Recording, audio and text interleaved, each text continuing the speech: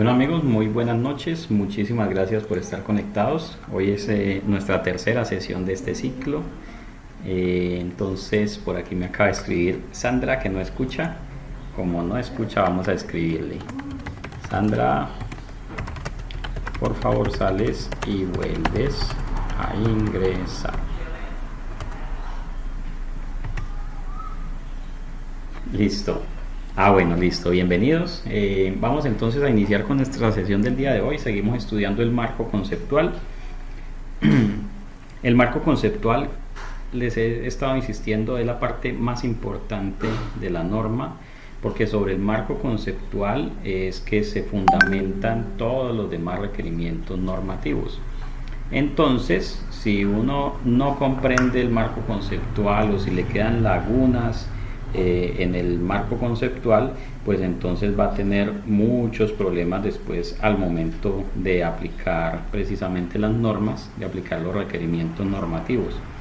El marco conceptual entonces es el que nos permite luego interpretar la norma, es el que nos permite saber por qué una norma dice lo que dice, ¿ok? Entonces, vamos en el párrafo 2.13. Hasta la semana anterior habíamos hablado del tema de la oportunidad.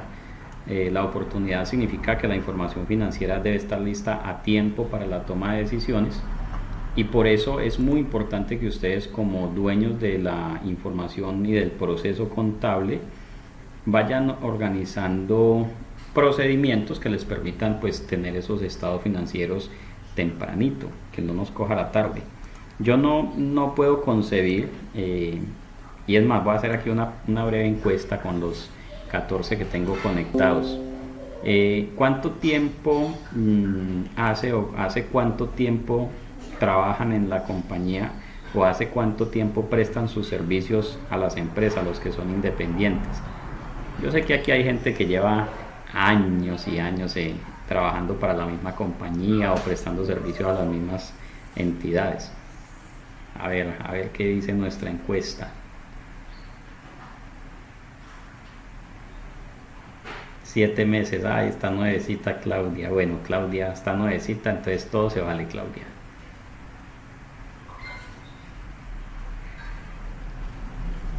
15 años.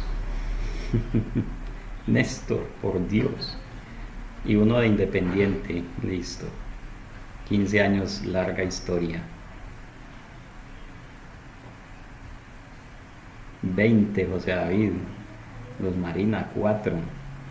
Entonces, si usted todos los años tiene que hacer exactamente lo mismo, que el cierre, la declaración de impuestos, la información exógena, los certificados de retención en la fuente y un largo etcétera, pues la invitación, compañeros, es que esos procesos cada vez los hagamos de manera más eficiente.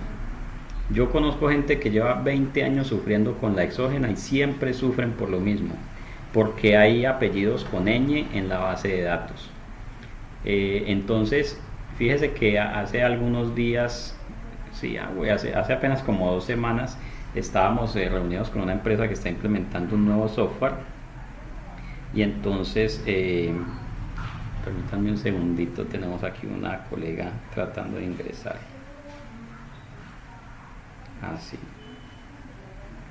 Sí, colega, por ahí va bien. Tiene que darle clic donde dice NIF 2020 y luego le dice clic donde dice aula virtual y unirse a la clase, y ahí ya se va a conectar. Se conecta con micrófono y ya luego si algo se lo apaga o algo. Entonces, estamos en una empresa que está implementando software. Entonces siempre, o con la mayoría de software, tienen el problema de que van a hacer la exógena y le salen una ñ, le sale un numeral y todo eso. Entonces yo les dije, venga, ¿y por qué no ponemos una herramientica, un botoncito ahí en alguna parte de la plataforma, en la cual con ese botón alguien va a estar encargado, por ejemplo, cada mes de revisar todos los usuarios que se hayan creado? Es como una auditoría a los usuarios creados. Y convertimos eso en una tarea que alguien la va a hacer, no necesariamente el contador, eso lo puede hacer un auxiliar, un analista, un asistente, la secretaria o el secretario. Es una labor de sentarse una vez al mes, darle clic al botón que diga revisar nuevos usuarios. ¿Y qué vamos a revisar? Pues que no tengan ñes, que no tengan numerales, que no tengan tildes. Y con eso, cuando llegue el 31 de diciembre, pues usted no va a estar sufriendo por lo mismo. Algo tan sencillo como eso le permite, si se hace una tareita una vez al mes, pues le va a permitir tener un cierre mucho más rápido y menos traumático. Y asimismo con todos los demás procesos. Mire, por ejemplo, que ahorita en épocas de cierre hay que hacer una revelación que dice para la propiedad planta de equipo, saldo inicial de la propiedad planta de equipo, más adiciones, menos retiros, menos depreciación, menos deterioro, saldo final de la propiedad planta de equipo. Y yo veo muchos colegas cada año sufriendo siempre por esa revelación. Entonces, ¿por qué no, por ejemplo, pensamos en lo siguiente? Cada que ingresemos un activo a la propiedad planta y equipo, ingresémoslo, por ejemplo, con un tipo de documento especial. Y así sabemos que todos esos documentos específicos contienen la información de los activos que ingresan a la contabilidad. Si vamos a dar de baja un activo, pues usemos un tipo especial de documento para dar de baja los activos. El deterioro pues no nos debería dar problemas. Y si vamos a hacer algún ajuste o reclasificación, usemos un tipo específico de documento. Entonces así usted puede sacar su libro auxiliar de todo el año y sabe que los documentos tal son adiciones, los documentos tal son retiros, los documentos tal son reclasificaciones, los documentos tal son ajustes. Es solamente digamos técnicas para luego poder hacer esas revelaciones de una manera mucho más fácil. Hagan formulación de hojitas de Excel para armar estados financieros, para armar revelaciones. Y eso que de hecho los estados financieros se deberían poder sacar directamente del software en el formato que usted quiera. Entonces, si usted tiene la posibilidad de que el software que tiene se pueda modificar, trabájele a toda esa parte de reportes. Entonces, todo eso hace que tengamos mejor oportunidad en la entrega de los reportes financieros. Yo hay veces, hay gente que se enoja conmigo porque yo les digo que el cierre debería estar listo el día 5 de enero. Porque si usted hizo todas las facturas, todos los comprobantes de egreso, hizo las depreciaciones, hizo recibos de caja, contabilizó todas las compras, hizo las nóminas y los bancos los concilia todos los días, pues usted el 5 de enero ya podría tener el cierre. Pero algunos se enojan conmigo y cuando va uno a ver es que realmente no le trabajan a ese proceso de reporte, sino que trabajan es al día a día. Entonces, claro, en diciembre les toca revisar información de todo el año. Pero bueno, cada uno entonces va mirando cómo mejorar el tema de la oportunidad en la generación de reportes financieros. Utilizamos la tecnología, todo lo que está a nuestro alcance para mejorar esto. Bien, pasamos al párrafo 2.13, donde la norma nos habla de un concepto muy importante que se llama el equilibrio entre el costo y el beneficio. Yo sé que todos ustedes en algún momento han escuchado esto o alguien les ha argumentado sobre el costo-beneficio, pero esto va mucho más allá. Muy bien, entonces, ¿qué es esta cuestión del equilibrio entre el costo y el beneficio? Que todos hemos escuchado eso en todo momento. Y hay gente que para todo dice que no puede hacer nada que por equilibrio entre costo y beneficio. Miren, un caso muy puntual es el del impuesto diferido. Algunos dicen, ay, profe, es que no, aquí no hacemos impuesto diferido porque eso conlleva un gran costo y conlleva un costo desproporcionado, dicen, que es la parte que habla justo aquí luego del equilibrio entre costo-beneficio, habla del esfuerzo y el costo desproporcionado. Pues mire, colegas, hacer un impuesto diferido no es ni un esfuerzo ni un costo desproporcionado. No es costo desproporcionado porque yo no les cobro mucho. Y no es esfuerzo desproporcionado porque ni me despeino haciéndolo. ¿Ok? Entonces, eso del costo y esfuerzo desproporcionado no significa... Algunos me dicen, es que eso es un costo de esfuerzo desproporcionado porque eso es muy difícil y toca estudiar mucho. No, esa no se vale. Costo de esfuerzo desproporcionado son otros temas. Entonces vamos a ver realmente qué es lo que significa esto. Entonces la norma me dice, los beneficios derivados de la información deben exceder a los costos de suministrarla. O sea, si yo tengo que pagar mucha plata para generar una información y el beneficio de esa información no es lo suficientemente grande, pues entonces no hago el procedimiento. Por ejemplo, alguien me podría decir, mire, es que nosotros tenemos unas bodegas alquiladas, son propiedades de inversión. Esas bodegas tienen un valor de 20 mil millones de pesos. Hay clientes que me han llamado a decirme, mire, yo tengo activos que tienen un valor de 1 billón de pesos, activos inmuebles, y hacerle avalúo a todo eso me costaría más de 100 millones de pesos. Entonces perfectamente dicen, no vamos a hacer avalúo, porque es que pagar 100 millones de pesos para obtener una medición a valor razonable, y entonces yo les pregunto, ¿y quién se beneficia o quién se perjudica por el hecho de que esos valores estén a valor razonable o no? Y entonces vemos que son empresas familiares donde los dueños son 2 o 3, ellos mismos manejan todo, no tienen endeudamiento externo, no le deben ni a los bancos, no publican estados financieros para un amplio número de usuarios, no son entidades de interés social. ¿Qué más podemos decir? No hay socios minoritarios excluidos de la administración. Mejor dicho, a nadie le quitan ni le pone si esos bienes los miden al valor razonable o al costo. Entonces no vale la pena gastarse 100 millones de pesos en avalúos si nadie se va a beneficiar de la información. No es una entidad que la tengan para venderla, que quieran cotizar en bolsa. O sea, eso no le afecta a nadie. Entonces en ese caso el hecho de medir esos bienes a valor razonable no genera un beneficio tan grande que amerite gastarse 100 millones de pesos. Entonces, como lo dice John, la obtención de la información debe generar utilidad. Así es. Alguien tiene que beneficiarse de la información de tal manera que valga la pena hacer ciertos procedimientos, ¿ok? Si esa información no le beneficia a nadie, si nadie necesita eso, pues entonces ¿para qué nos ponemos a gastar un mundo de plata en ella? Eso no quiere decir, por ejemplo, que entonces no llevemos contabilidad porque pues ¿para qué, cierto? No, estamos hablando de que algunos procedimientos no los vamos a llevar a cabo si involucran un costo de esfuerzo desproporcionado, y ya vamos a mirar cuáles son esas ocasiones en las que podemos hacer uso de este concepto de costo de esfuerzo desproporcionado. Listo, entonces, además, ocurre que los costos de producir la información los tiene que pagar la compañía, no lo pagan quienes disfrutan los beneficios.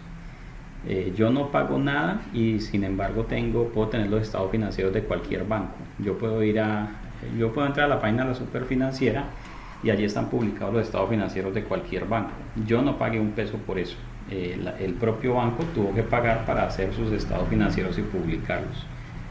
Entonces, por eso también la entidad tiene que estar evaluando permanentemente si alguien se beneficia o se perjudica por su información financiera. La información financiera ayuda a suministradores de capital a tomar mejores decisiones. Los suministradores de capital, ¿quiénes son?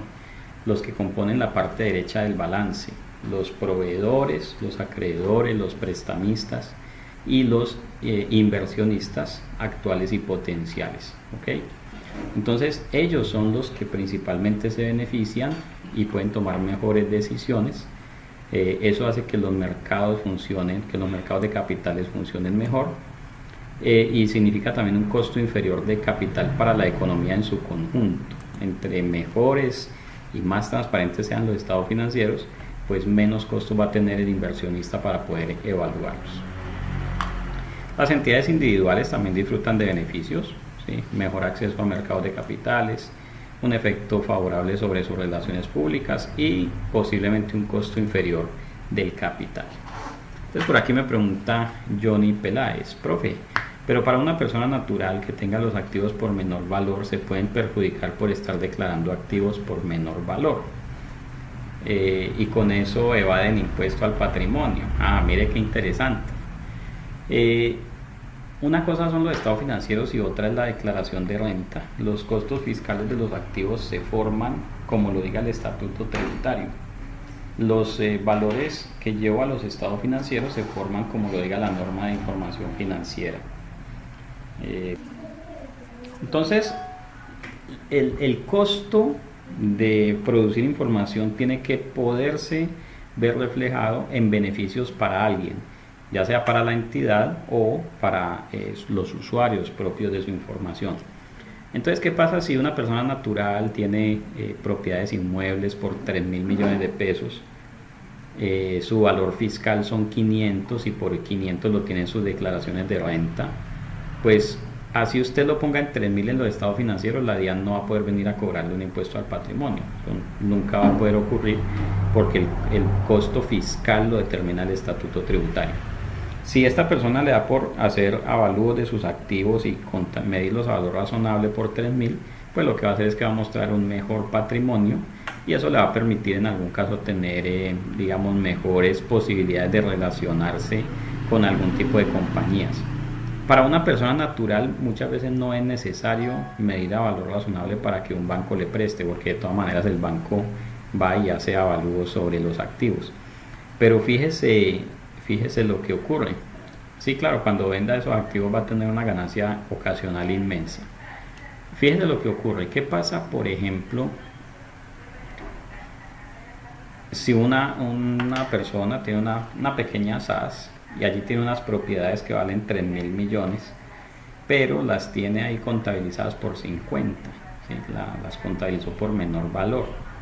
Entonces, esa persona o esa entidad, si quiere hacer un negocio grande y la contraparte le va a pedir un respaldo patrimonial, no le van a servir esas propiedades, porque allí ya no opera el valor comercial, sino que allí opera los estados financieros. ¿Qué dicen tus estados financieros sobre tus propiedades? ¿Por qué? Porque el día que esa entidad, por ejemplo, tenga que responder y no tenga plata y se vaya a liquidación, pues el punto de partida van a ser esos estados financieros. Y si el valor razonable está ahí como medio escondido, eso es un riesgo muy grande. ¿Ok? Bueno, pero en todo caso, en algunas ocasiones lo que tenemos que hacer es no exagerar. Aquí debería haber un título que diga no exagerar en los estados financieros y en la aplicación de las mismas. ¿Sí? Ahí iremos viendo cuáles son esos casos de exageración. Entonces, ¿cómo se aplica ese concepto de equilibrio entre costo y beneficio hacia el concepto de esfuerzo y costo desproporcionados? Entonces, ojo con lo siguiente. Y bueno, y antes de entrar aquí, tenemos algo que nos escribió Néstor. A ver. Hola, buenas noches. Una pregunta. Tengo el caso de una empresa familiar donde su valor razonable no afectaría a ese grupo familiar, según tu ejemplo de hace un rato. La política está como una propiedad de inversión, es un lote, y su medición posterior a valor razonable, la cual requiere que se mida periódicamente. ¿Puedo dejar el mismo valor que se realizó en el año de implementación? La administración me dice que no lo hagamos. Actúo como revisor fiscal. Ameritaría, a mi parecer, una revelación.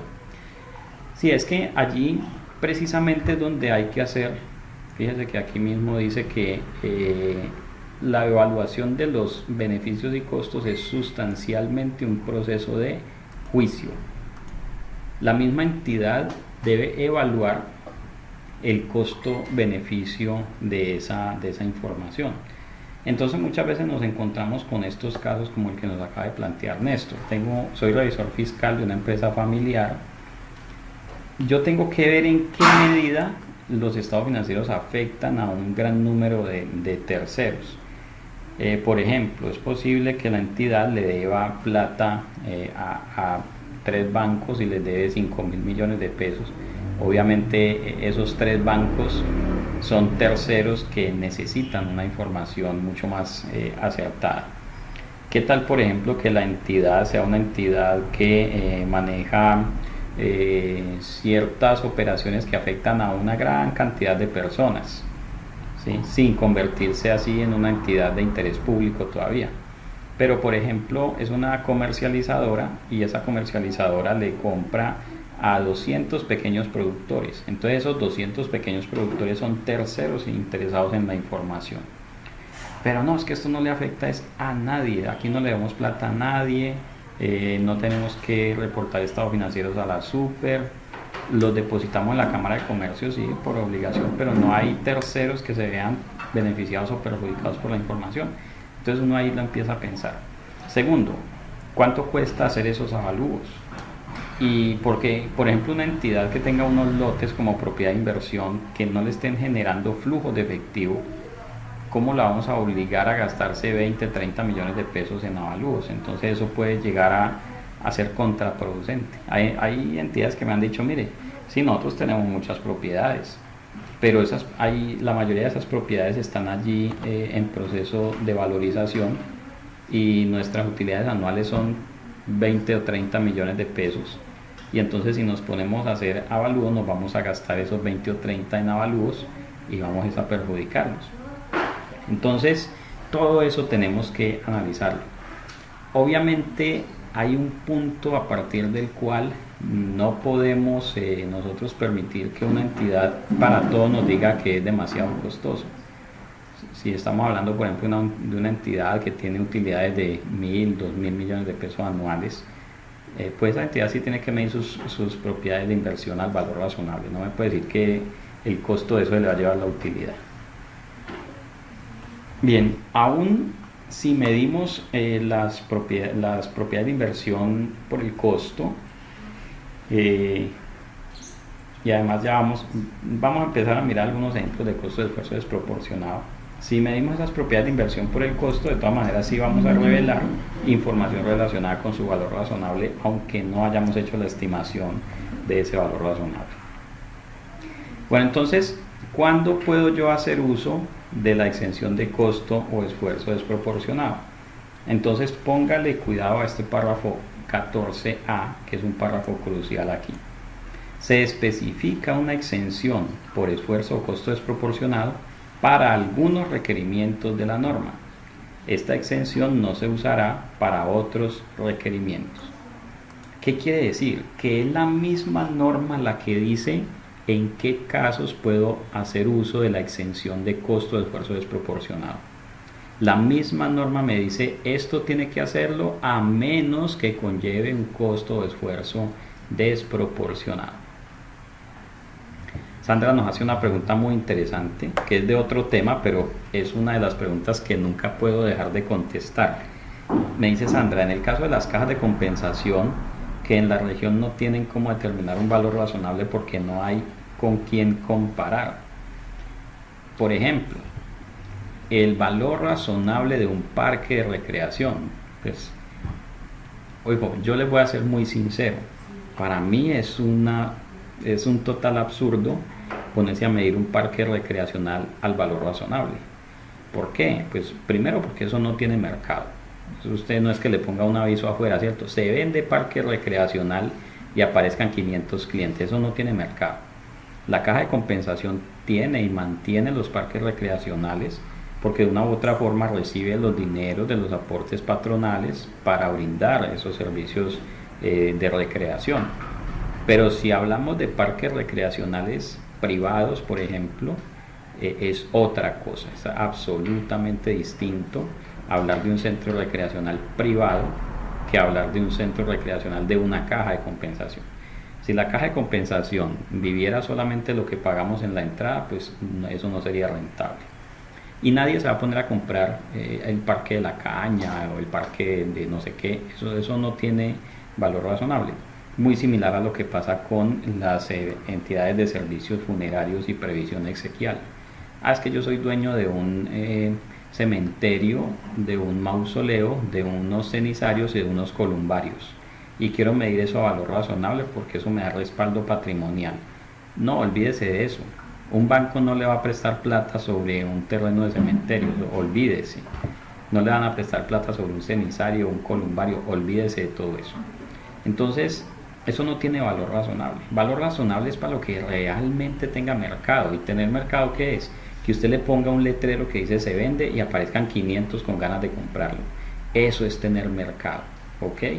De resto, no, ni para qué.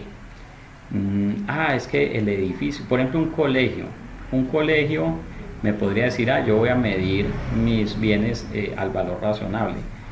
Pero venga, señor, si usted le da por cerrar ese colegio, ¿a alguien le interesará esa edificación para algo?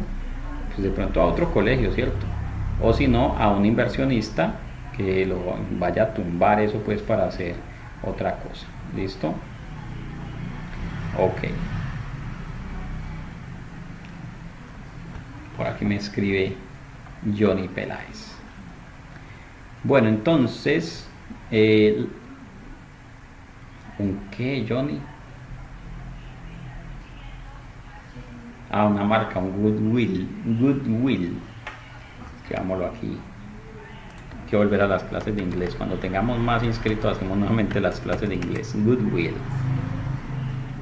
Una marca, eso no tiene valor razonable. Le pongo un ejemplo. Sí, le entendí.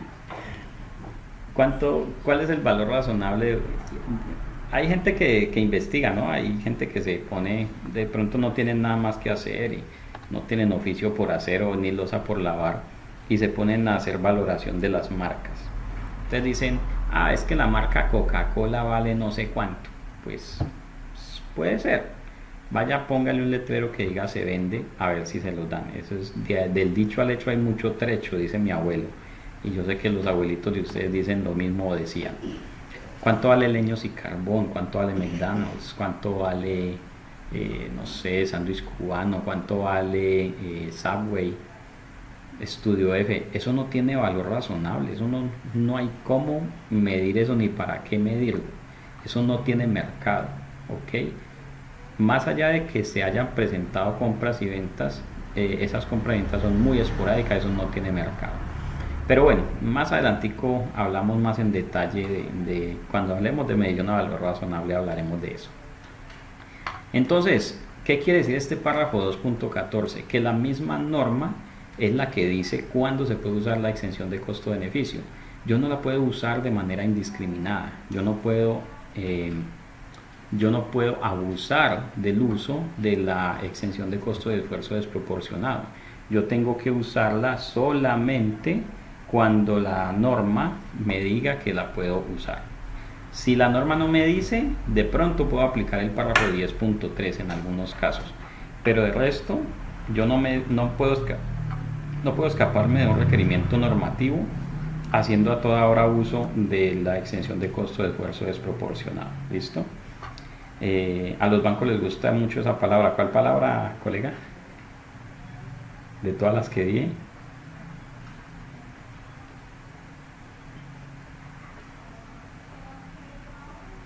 Costo-beneficio, así es. Bueno, párrafo 2.14b. La consideración de si la obtención o determinación de la información necesaria para cumplir con un requerimiento involucraría esfuerzo o costo desproporcionado depende de las circunstancias de la entidad y del juicio de la gerencia sobre los costos y beneficios de ese requerimiento.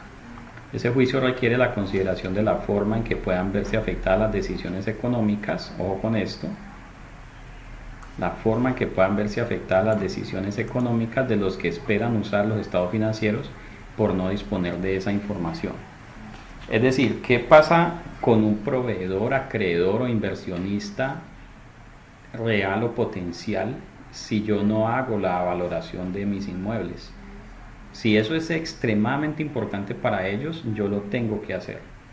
Y además, si mis inmuebles son extremadamente importantes en mi negocio también. ¿Ok? Siempre tengo que mirar qué le pasa a los usuarios de los estados financieros si yo no llevo a cabo este procedimiento. Eso hace parte de la evaluación de costo-beneficio.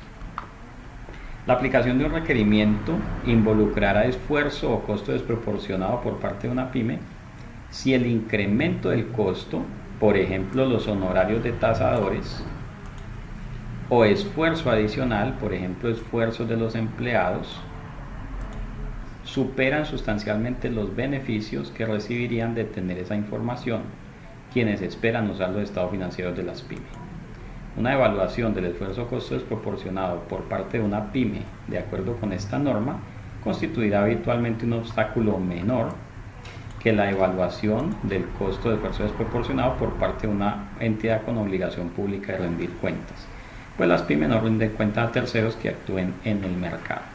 O sea, aquí la norma se está confesando y está diciendo, mire, de una vez de entrada le estoy diciendo, yo más adelante le voy a hacer un poco de requerimientos, le voy a pedir 5.000 requerimientos distintos, Pero de una vez le digo, en algunos casos, para ustedes, señores PYME, hay unos requerimientos que ustedes no los van a cumplir.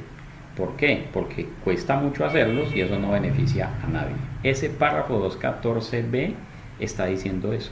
De entrada le está diciendo, señores PYME, yo le voy a hacer un poco de requerimientos, pero algunos de ellos van a ser muy costosos de cumplir.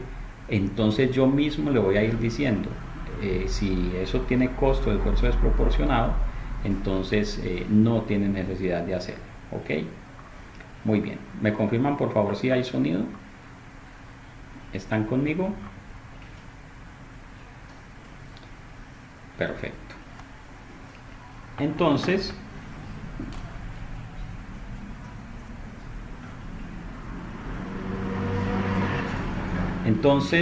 la entidad tiene que estar haciendo permanentemente esa evaluación de si generar la información es demasiado costoso, pues en algunos casos simplemente va a decir no lo hago por costo de esfuerzo, pero es la misma norma la que tiene que decir cuándo se usa esa exención. Muy bien.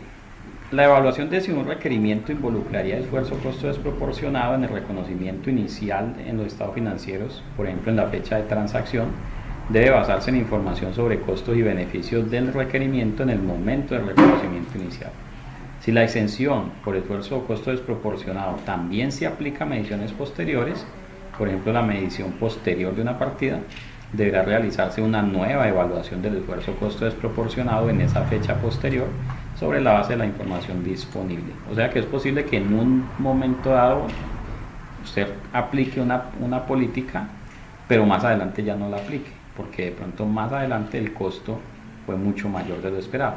O es posible que al inicio no aplique una política o un requerimiento y más adelante sí lo haga. ¿Ok? O sea, esa evaluación tiene que estarse haciendo permanentemente. Bueno, excepto por la exención de costo de esfuerzo desproporcionado del párrafo 19.15, 19 es combinación de negocios y plusvalía, que está cubierta por los requerimientos de información a revelar del párrafo 25, siempre que se use la exención de esfuerzo o costo desproporcionado, la entidad revelará ese hecho y las razones por las cuales la aplicación del requerimiento involucraría ese costo o esfuerzo desproporcionado. Entonces, amigos, el hecho de usar esa exención de costo de esfuerzo desproporcionado nos obliga a explicar por qué estamos diciendo que eso conlleva costo de esfuerzo desproporcionado. Y muchas veces es más fácil cumplir con el requerimiento que ponerse a inventar el costo de esfuerzo desproporcionado. ¿Ok? ¿Preguntas hasta allí? Any questions so far? Preguntas. Siéntase libre. Pregunte ahora o pregunte para siempre. Por aquí escribe Claudia Canizales. Bienvenida, Claudia, una de nuestras nuevas alumnas del conversatorio.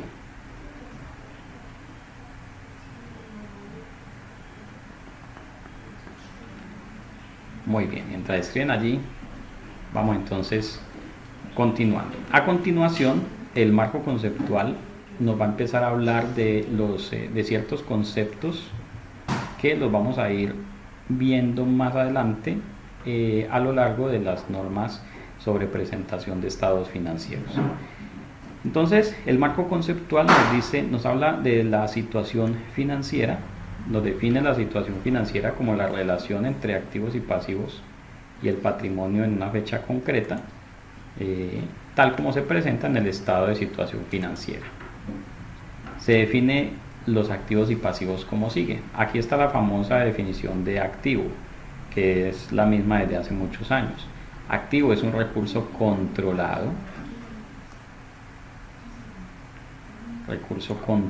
Por aquí nos dice Gabriel, no olvidemos la circular de la Super sobre las valorizaciones de la propiedad, planta y equipo. Te agradecería, Gabriel, que nos regales, si tienes de pronto el link de donde se puede descargar, la puedes poner en el grupo de WhatsApp para que la descarguemos por allí.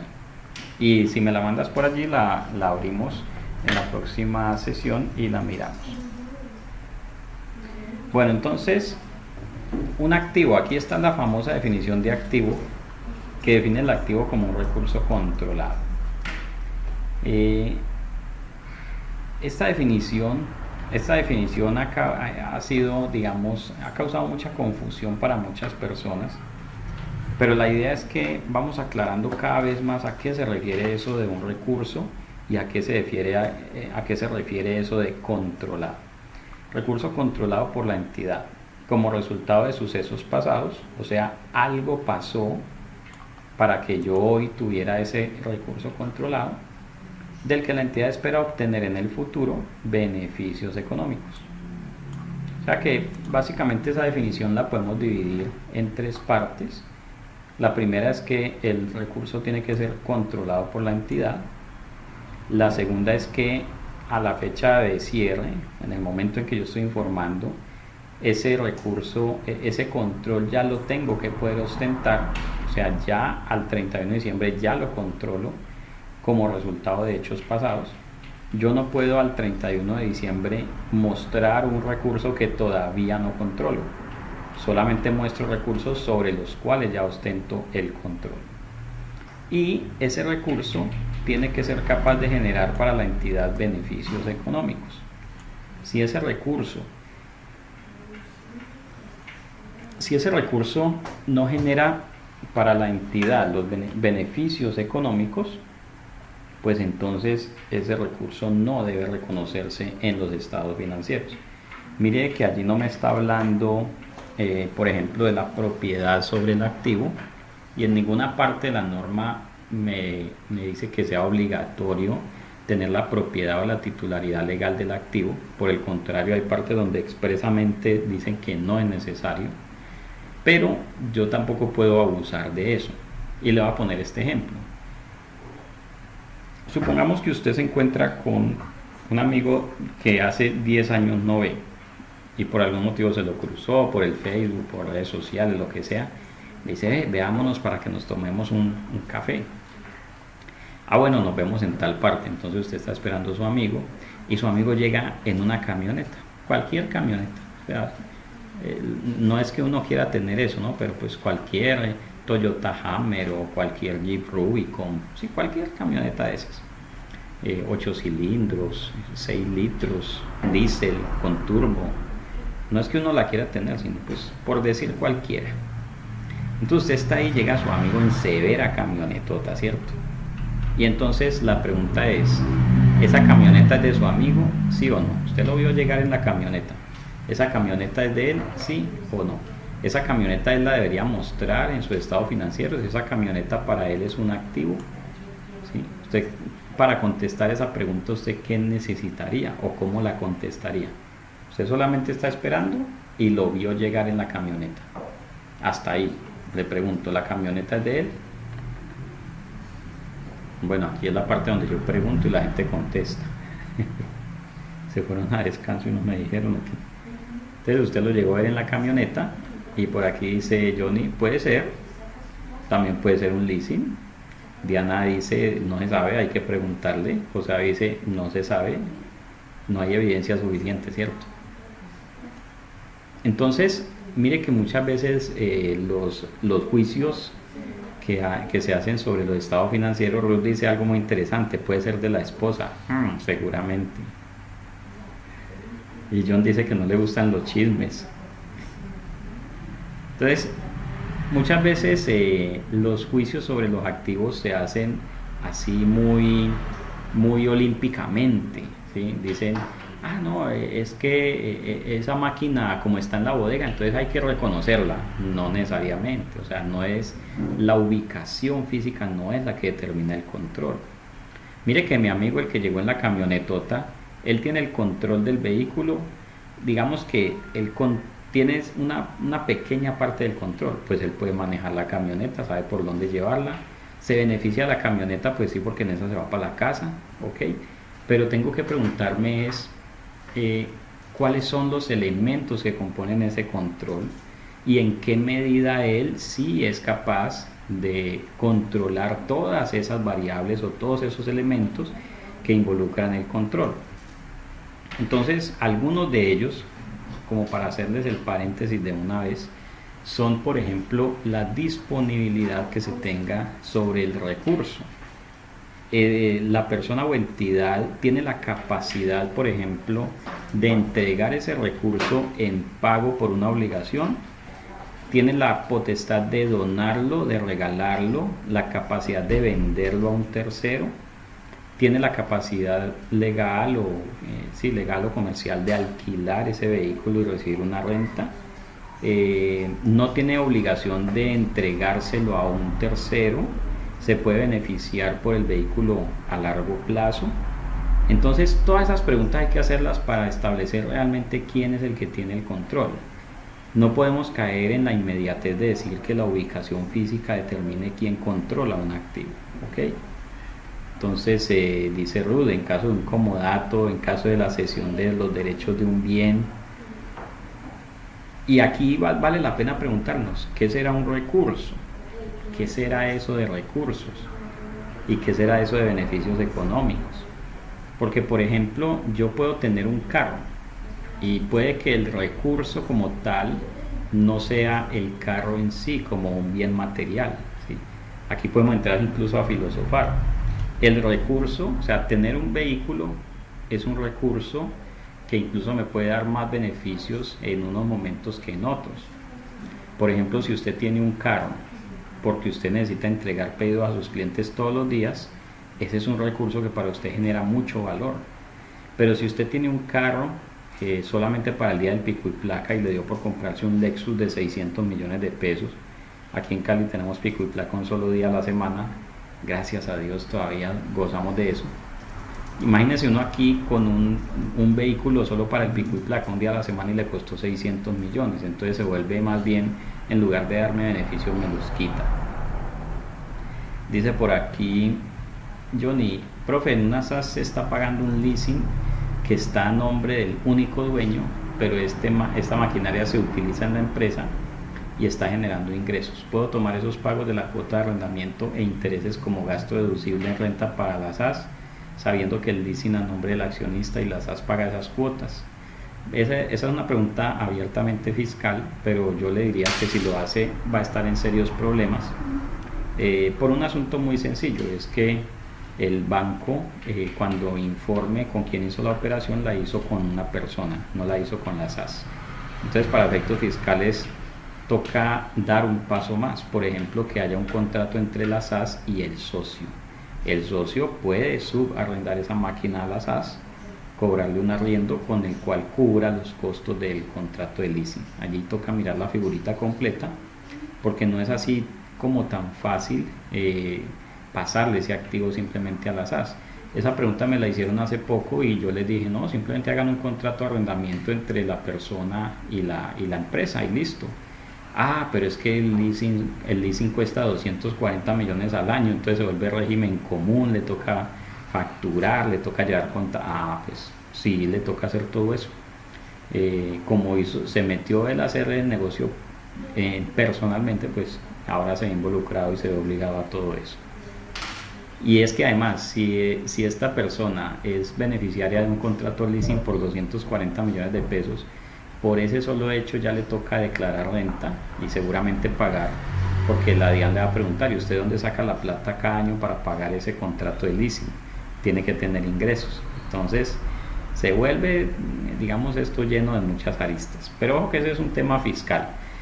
Desde el punto de vista financiero, el análisis es similar. Si el contrato de leasing está a nombre de la persona y no de la empresa, entonces yo le preguntaría, ¿cómo puede la empresa decir que ella es beneficiaria de esa máquina de una forma importante como para reconocer esa máquina en sus propios estados financieros? Y usted me puede decir, es que la máquina es del socio, el socio no se la va a llevar. Pues qué tal que sí se la lleve, qué tal que mañana amanezca de mal genio, pelee con todo el mundo y se lleve esa máquina y la queme, la regale.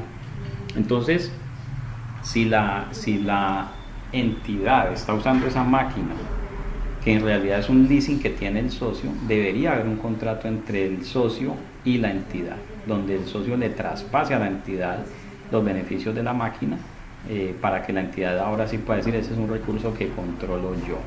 ¿Listo? Bien. Habla Diana una preguntita sobre leasing, pero esa la vamos a ver más adelante cuando estemos ya en la sección 20. Vamos a estar hablando abiertamente del lícito, ¿ok?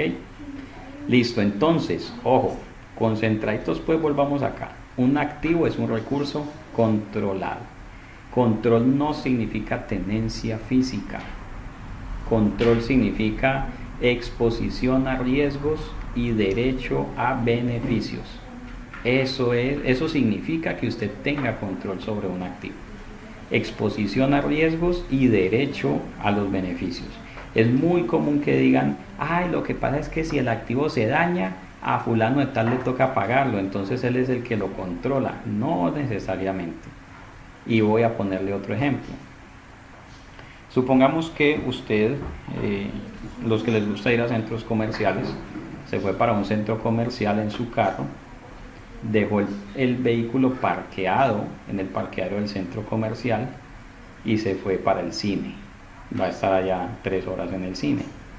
Pues el parqueadero, desde el momento en que usted entra ahí a esa propiedad privada, cualquier cosa que pase con el carro es responsabilidad del parqueadero, así ellos digan que no. Ellos toda la vida van a insistir en que no, pero ellos sí tienen responsabilidad y si llega a pasar algo, pues hay que hacer el proceso y cobrar. Pregunto, ¿el hecho de que el parqueadero le toque responder eventualmente por daños significa que el parqueadero tiene que reconocer esos vehículos en sus propios estados financieros? ¿Será que el parqueadero tiene que decir, tengo un activo porque es que si se daña me toca pagarlo? Absolutamente no. Es que es algo que hasta un niño lo entiende. Bueno, de pronto no tanto. Pero es obvio que no. Por el hecho de que en algún momento le toque responder, no significa que ese carro sea del centro comercial. Ese carro sigue siendo suyo. Lo que pasa es que si se daña, usted inicia un proceso de reclamación y ellos tendrán que responder, tienen una responsabilidad allí civil por ese vehículo. Entonces, ese mismo análisis se hace, por ejemplo, cuando usted tiene que evaluar en qué momento reconocer inventarios. No puede limitarse solamente al sitio donde están los inventarios. Es que ese inventario está en la bodega del proveedor, entonces todavía no lo reconozco. No necesariamente. Es que ese inventario, como ya está en la bodega del cliente, entonces ahora sí voy a reconocer la venta. No necesariamente. Es una evaluación mucho más profunda. Entonces, cuando estemos pasando por allá, por la sección 13, vamos a hablar acerca de eso, de cuándo es que controlo un inventario. ¿Listo? El literal B me habla de los pasivos. Un pasivo es una obligación presente de la entidad, surgida a raíz de hechos pasados, al vencimiento de la cual y para cancelarla la entidad espera desprenderse de recursos que incorporan beneficios económicos. Entonces aquí me habla de los pasivos como obligación presente. Tengo que pagar algo, ¿ok? Le debo algo a alguien. Y aquí pues viene toda esta teoría de las obligaciones legales, implícitas, obligaciones de hacer, obligaciones de no hacer, y hay muchos tipos de obligaciones. ¿Listo? Esa obligación a la fecha de reporte ya tiene que haberse materializado, o sea, ya tuvo que haber pasado algo que me obligue a pagar. Gabriel dice, es lo mismo que un almacén de depósitos. Sí, claro, hablando del control de los activos. Yo puedo pagar almacenaje y una entidad puede encargarse de guardarme los inventarios. Y hay una cláusula contractual que dice que si se pierden le toca pagármelos. Esa responsabilidad no hace que los inventarios sean de ellos. Los inventarios siguen siendo míos. Bueno, entonces el literal B habla de los pasivos, ¿sí?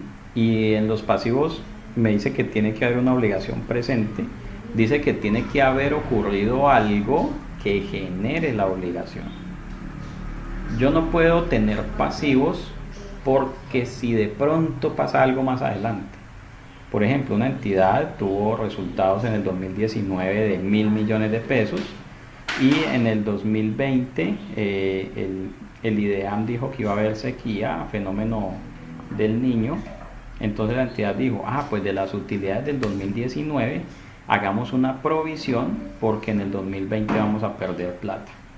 Esa provisión no se puede tener en los estados financieros bajo NIF por una razón muy sencilla: la entidad no le debe plata a nadie. No ha ocurrido nada que nos haya hecho incurrir en una obligación. apenas tenemos la sospecha de que va a haber sequía el próximo año. Entonces, una sospecha de que va a haber sequía no es razón suficiente para reconocer una provisión. Por allá una vez me dijeron, profe, lo que pasa es que trabajo en el terminal de transportes y el revisor financiero, que es la firma auditoría Guachu Guachu, dijo que teníamos que hacer una provisión por si el próximo año nos daba por echar a todo el mundo, que porque aquí hay 200 trabajadores y que si la entidad le da por echarlos a todos tiene que pagarles no sé cuántos miles de millones de indemnización. Eso es absurdo. Para yo contabilizar una provisión, que una provisión es un tipo de pasivo, tengo que tener evidencia de un suceso que ya ocurrió y que me hizo incurrir en la obligación. Por ejemplo, yo le pasé carta de despido a 10 trabajadores en noviembre diciéndoles que trabajan hasta enero y me va a tocar indemnizarlos. Allí sí hay un hecho pasado, que es el haberlos despedido, que me genera una obligación que a la fecha de cierre ya existe, porque yo sé que por haberles dado esa carta ya me tocará indemnizarlos en un futuro. ¿Ok? Muy bien. Y el literal C nos da la definición del patrimonio. El patrimonio se define muy fácil, es activo menos pasivo. Es la parte residual de los activos una vez deducidos todos sus pasivos. Ni siquiera necesita definición conceptual, sino que esto es lo que se llama una definición residual. Defino el activo, defino el pasivo y lo que quede como diferencia lo vamos a llamar patrimonio. Pregunta yo por ahí que fulano está escribiendo y luego no preguntan, como que se arrepiente y borra o qué. Gabriel habla de la reestructuración. Claro, cuando hablemos de provisiones y contingencias, vamos a hablar de la contingencia por reestructuración.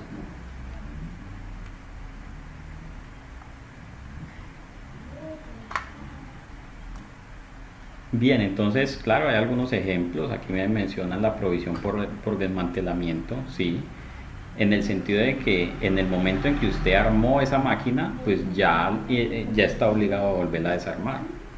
Es que alquilé una bodega, le hice unas mejoras, pero el contrato dice que cuando me vaya tengo que quitar todo eso. Entonces, el hecho de haber construido las mejoras ya me obliga a que cuando me vaya a ir tenga que desmontarlas. Eso son obligaciones presentes. Bueno, entonces ahí iremos encontrando varios ejemplos de obligaciones presentes a lo largo y ancho de la norma. Bueno, entonces esas son las definiciones de activo, pasivo y patrimonio. Sobre ellas se construyen más adelante los requerimientos de la norma, pero siempre vamos a tener que respetar estas definiciones. Mejor dicho, para poder decir que existe una propiedad, planta y equipo, primero tiene que pasar la evaluación del párrafo 2.15. Primero tengo que estar seguro que eso sí es un recurso controlado. Primero miro que sí sea activo y luego sí lo clasifico, no al contrario. ¿Ok? Muy bien. Es posible que algunas partidas que cumplen la definición de activo o pasivo no se reconozcan como activos o pasivos en el estado de situación financiera, porque no satisfacen algo que se llama criterio de reconocimiento. ¿Cómo así? Sí, algo cumple la definición de activo, es un recurso controlado como resultado de sucesos pasados, genera beneficios económicos, pero es que además de eso tiene que cumplir con un criterio de reconocimiento que ya lo vamos a ver, está en párrafo 227 al 232. Y en particular me adelanta la norma la expectativa de que los beneficios económicos fluyan hacia una entidad o desde ella. ¿Ok? Le voy a poner este caso. Supongamos no, hablemos aquí con la verdad. John Belandia tiene una casa, una propiedad en, ¿cómo se llama eso por allá? Se me olvidó. Allá en Bogotá, donde están esas casas grandes, donde vive Petro, mejor dicho, allá. John Belandia tiene una casa allá al lado de la casa de Petro. Entre Petro y Gustavo Bolívar, ahí encuentran a John Belandia. Entonces, John Belandia tiene esa propiedad allá, al lado de Petro. Esa propiedad está a nombre de John Belandia. Sacamos un certificado de tradición y ahí dice, eso está a nombre de John Belandia. No tiene hipotecas, no le debe un peso a nadie. Eso, mejor dicho, ya está totalmente librecita esa propiedad. ¿Ok? Esa propiedad es un recurso controlado por John Belandia. Sí, él es el que tiene el título de propiedad, él puede entrar, él puede salir. ¿Qué más? Es un resultado de sucesos pasados. Sí, John Belandia la compró con los ahorros de sus honorarios como consultor contable. La propiedad da beneficios económicos. Sí, claro, esa propiedad, mejor dicho, si la van llegando un poco de plata y todo eso. Pero resulta que John Belandia le ha dado un documento a su suegra, un documento en el cual él le cede a la suegra absolutamente todos los beneficios de la propiedad y los derechos sobre la propiedad. Y ese documento le elevaron a escritura pública. Y entonces la suegra es la que cobra el arriendo, la suegra es la que, si se vende la casa, es la que se beneficia, ¿sí? Entonces por ahí dicen que la embarró. No, lo que pasa es que seguramente la casa la compró la suegra y solo necesitaba poner el nombre de John ahí para no ponerlo a nombre de ella. Entonces mire que aunque él tiene la titularidad legal, ¿sí? Aunque él puede entrar y salir, el hecho de que él haya cedido mediante un contrato o lo que sea, los beneficios económicos hace que esos beneficios ya no fluyan hacia él, sino que fluyan hacia otra persona. Si los beneficios económicos no fluyen hacia la entidad, sino hacia un tercero, entonces la entidad no puede reconocer ese activo, así lo haya comprado y tenga la factura. ¿Ok? Voy a poner otro caso más cercano a la vida real, porque lo de John, ¿sí? Ni en los sueños, ¿cierto, John? Supongamos que una compañía, usted es el contador, auditor o revisor fiscal de una compañía y tiene unos vehículos, ¿sí? Ahí aparecen unos vehículos, una camioneta en la cual se llevan pedidos, usted la camioneta la va a entrar y salir todo el tiempo, un automóvil, en el automóvil anda el director comercial visitando clientes, haciendo negocios, y también figura un vehículo, una Toyota Hammer modelo 2020. Esa Toyota Hammer nadie nunca la ha visto por la compañía. Usted pregunta, ¿y esa camioneta? Ah, no, yo no sé, aquí trajeron una factura y una tarjeta de propiedad, pero la camioneta nunca la he visto. Entonces usted se pone a indagar y esa camioneta la maneja el nieto del gerente, la usa para ir de su casa a la universidad, de la universidad a donde la novia, de donde la novia a la casa, y se va a pasear los fines de semana a Melgar o al lago Calima, a Caño Cristales, ¿sí? Entonces se va a hacer un Uber en la Toyota Hammer. Pero entonces ahí es donde usted se pregunta, bueno, ese vehículo le genera beneficios económicos hacia la entidad. Seguramente ese vehículo sí genera beneficios económicos, pero no fluyen hacia la entidad. Entonces, ¿en qué medida la entidad se puede beneficiar y de hecho se beneficia del vehículo o en qué medida no lo hace? Entonces, eso hace que yo concluya si el vehículo tiene que estar en los estados financieros o no. Entonces, después de darle mucha vuelta a eso, encontramos que la camioneta no genera beneficios económicos para la entidad. Algunos me dicen, profe, pero es que si la entidad tiene problemas, pues vende la camioneta y paga. Pues esa es una teoría un poquitico reforzada, porque entonces yo le diría que entonces me la presten a mí, que no se la presten al nieto del gerente, y ahí sí no me la han prestado. ¿Ok? Entonces, ese vehículo no genera beneficios económicos para la entidad, por lo cual no debe estar ahí.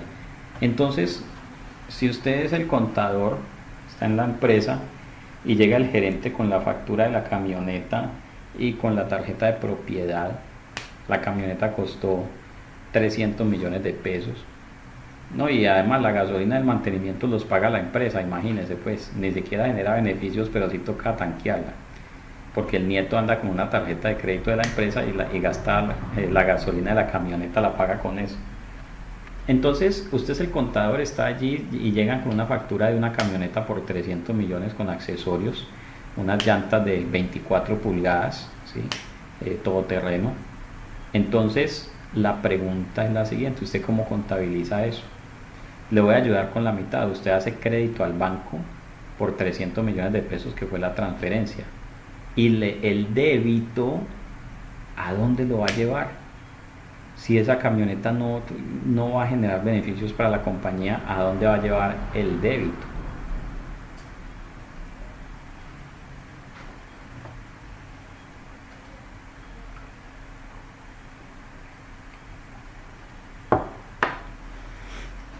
Mientras tanto, por aquí hay un comentario de Diana: profe, si el vehículo es prestado solo para la utilización de viajes de trabajo, y carga esos gastos de mantenimiento, gasolina, la empresa los puede tener en cuenta.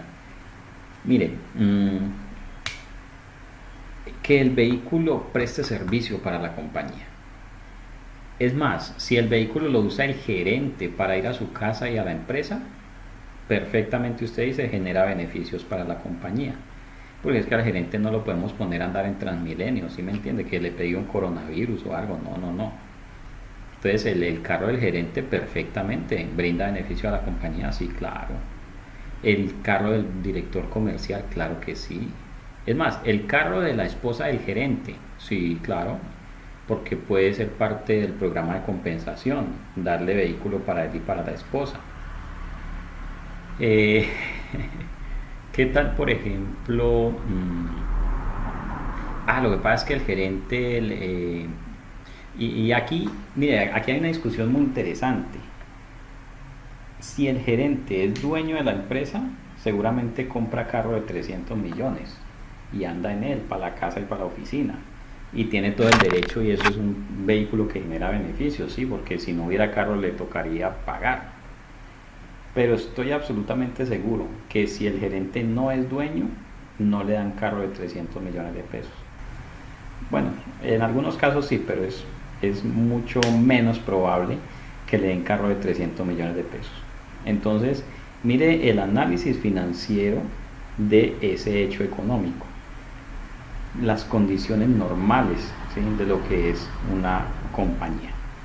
Bueno, entonces, por aquí me decían, listo. Entonces, ¿cómo lo contabilizaría? Pues crédito al banco por 300 millones de pesos. Y el débito nos toca llevarlo a resultados. Incluso en algunos casos ni siquiera a resultados. En algunos casos, si esa transacción fue ordenada por un socio, por el socio de la compañía en su calidad de socio, ni siquiera podría llevarse al gasto. Usted tendría que decir que los 300 millones que se le dieron para comprar la camioneta son una distribución de utilidades, ¿ok? Y eso lo vamos a ver ahorita más adelante, como 10 párrafos más adelante vamos a hablar del gasto, y allí vamos a ver qué pasa cuando una transacción es ordenada por el socio, y veremos cómo en muchas ocasiones no cumple la definición de gasto. Ok.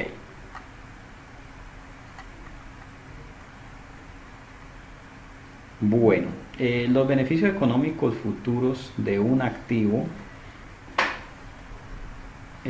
son su potencial para contribuir directamente o indirectamente a los flujos de efectivo o equivalentes de efectivo de la entidad. Entonces, mire, los beneficios significa que ese activo de alguna forma me ayuda a ganar plata. Y esto es una pregunta que muchas veces se las he hecho a los gerentes de las compañías, muchas veces a los contadores, que insisten en tener como activos elementos que no son activos. Y les voy a poner este ejemplo. Bueno, lástima que no he instalado la segunda cámara para que me puedan ver la dramatización. Mire a su alrededor, seguramente en alguna parte a su alrededor hay un cuadro colgado, una repisa o lo que sea, colgado a la pared. Ese cuadro, esa repisa o ese adorno se sostienen en la pared porque tienen un clavo por detrás que lo sostiene. Es decir, si no hay clavo o tornillo, ese cuadro no se sostiene, ese cuadro se cae de ahí, ¿ok?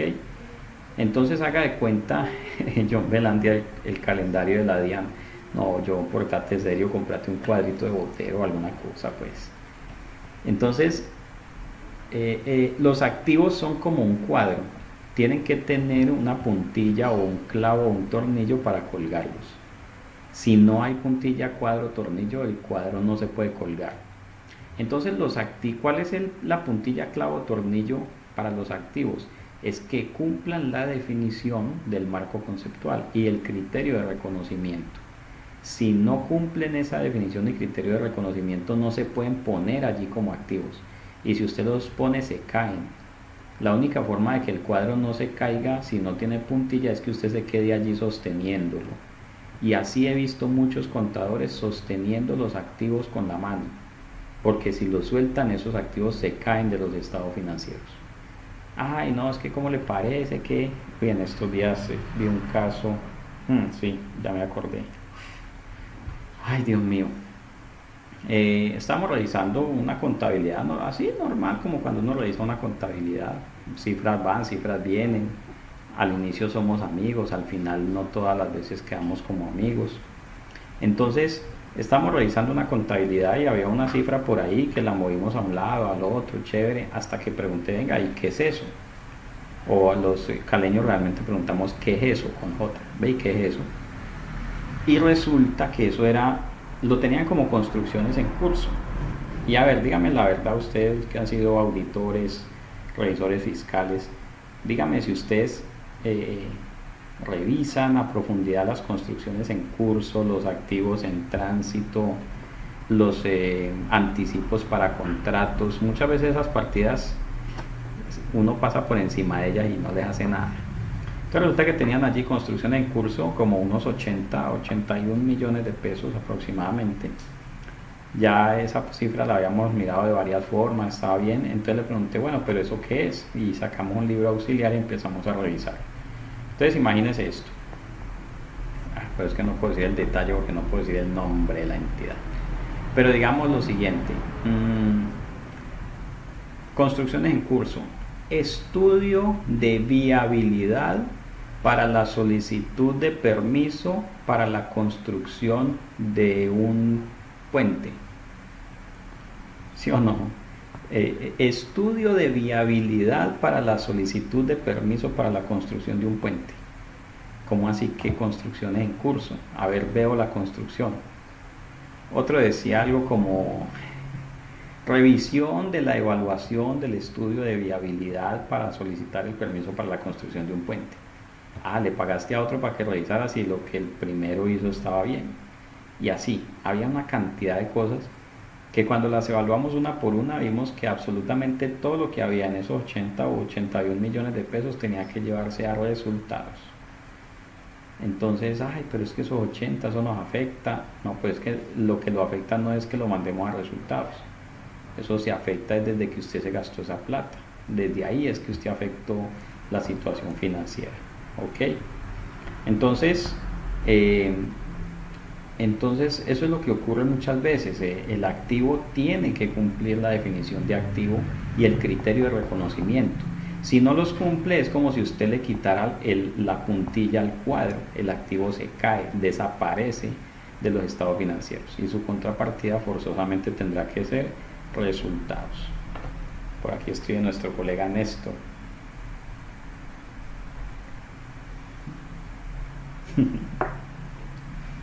No falta que lo ajusten como costo, Dios mío. Sí, yo en algunas ocasiones pues dicen que más sabe el diablo por viejo que por diablo, ¿cierto? Pues estas entradas que ustedes ven acá, cuando ven el video en diferido me ven las entradas, no son gratis. Uno de tanto andar para arriba y para abajo va encontrando ciertas cosas. Yo suelo auditar las partidas, por ejemplo, esas construcciones en curso, propiedad, planta de equipo en tránsito, inventarios en tránsito, anticipos para contratos, porque allí muchas veces se encuentran costos escondidos. ¿Sí? He encontrado, y siempre pregunto, bueno, ¿anticipo para qué? Dígame en qué fecha entregó el anticipo, cuál es el contrato que generó el anticipo y cuándo ese anticipo se espera convertir en un bien o servicio. Entonces uno encuentra anticipos de hace 5 años, anticipos de hace 30 años, ¿sí?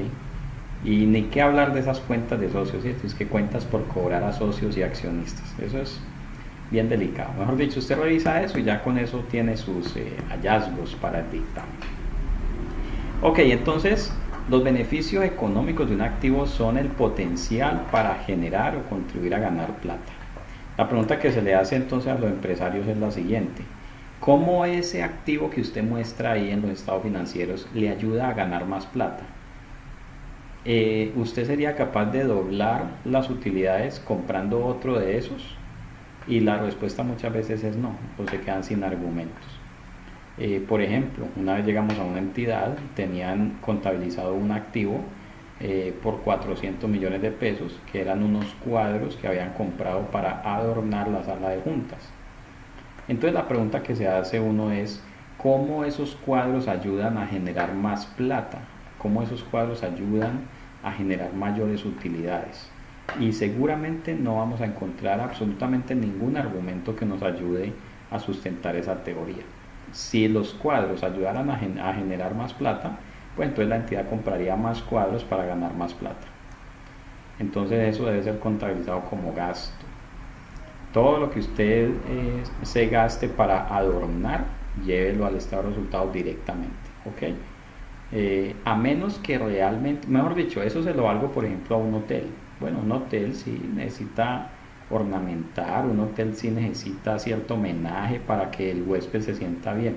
Sí, claro, pero es que el hotel sí gana plata por mantener eso ahí, ¿ok? No es museo, así es.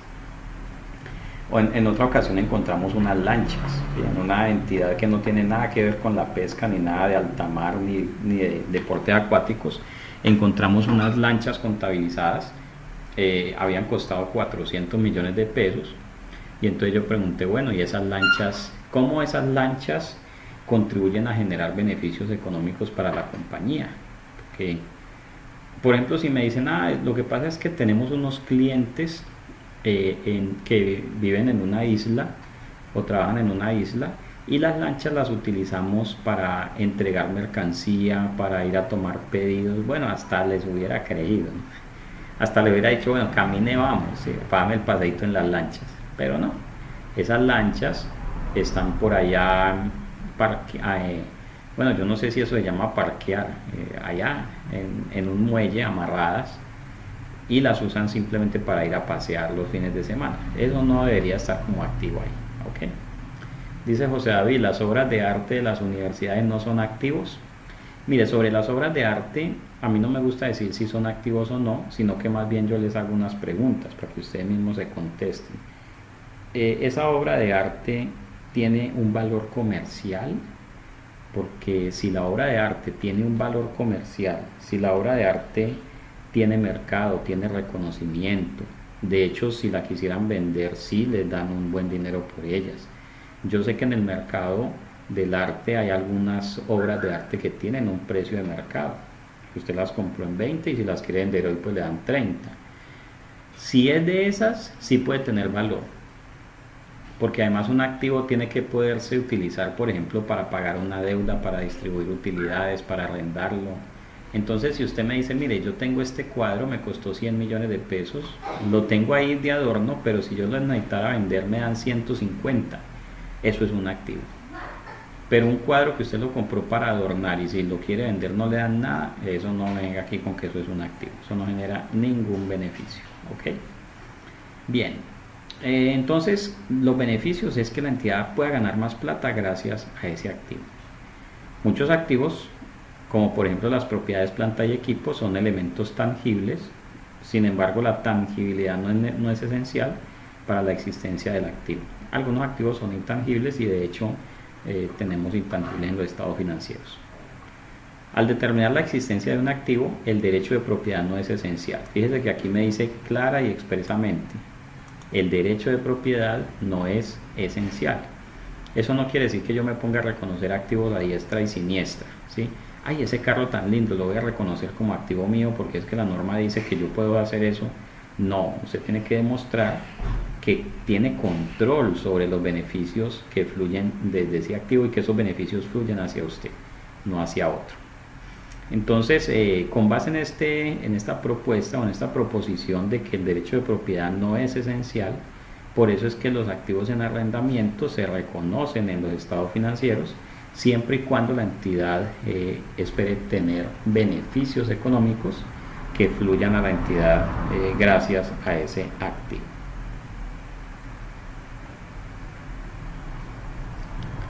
A ver, yo veo que escriben y no me salen los mensajes. Si una pyme tiene el control total de un vehículo que está a nombre de una persona natural, ¿lo reconocería en el estado de situación financiera? Esos casos hay que evaluarlos. Voy a ponerles algunos ejemplos. La empresa es manejada por el socio es el mismo gerente y el vehículo está a nombre del socio. Entonces el socio argumenta que es que el vehículo está 100% a nombre en uso de la compañía. A ver, el derecho, nosotros tenemos que ser capaz de demostrar que la entidad tiene el derecho y que ningún otro lo tiene ni se lo puede quitar. ¿Ok?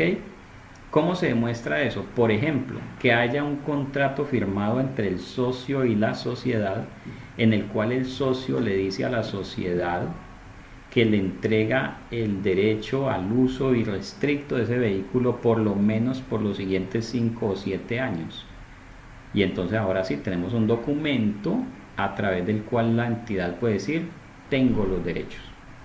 Pero si es algo así como medio informal, simplemente el señor trajo su carro y se usa aquí y ya, ahí no podemos argumentar que la entidad tiene los beneficios. Ay, pero es que mire el carro ahí está, mire cómo lo usan. Sí, pues lo están usando, pero eso no quiere decir que la entidad pueda contar con esos beneficios de aquí en adelante. Porque mañana el socio se puede levantar de mal genio, pelear con todo el mundo y llevarse su carro y decir ya no lo presto. Y la entidad no tiene cómo exigirle que se lo deje. Entonces yo tengo que poder demostrar que los beneficios económicos vienen es hacia mí y que no hay otro que tenga esos beneficios económicos o que tenga derecho a esos beneficios económicos y que además no hay otro que me los pueda quitar. Si los beneficios económicos yo los tengo, pero hay otro que en cualquier momento me los puede quitar, eso no es mío. Ojo, eso es como cuando uno de niño le decía al amiguito que le prestaba algo y cuando se enojaban decía, páseme mi balón que me voy. Es lo mismo. La entidad tiene que poder demostrar que tiene esos beneficios vía contrato, por ejemplo. Dice por aquí, profe, si tengo una propiedad en alquiler y le hago mantenimientos y allí tengo el negocio, el punto de venta, ¿puedo depreciar ese inmueble siendo alquilado pero le he hecho mejoras? Claro, porque usted lo que va a depreciar son las mejoras. Lo que cambia ahora es que las mejoras las vamos a llevar a propiedades, planta y equipo, porque cuando usted ve eso, usted ve un elemento tangible, y los elementos tangibles son propiedad, planta y equipo.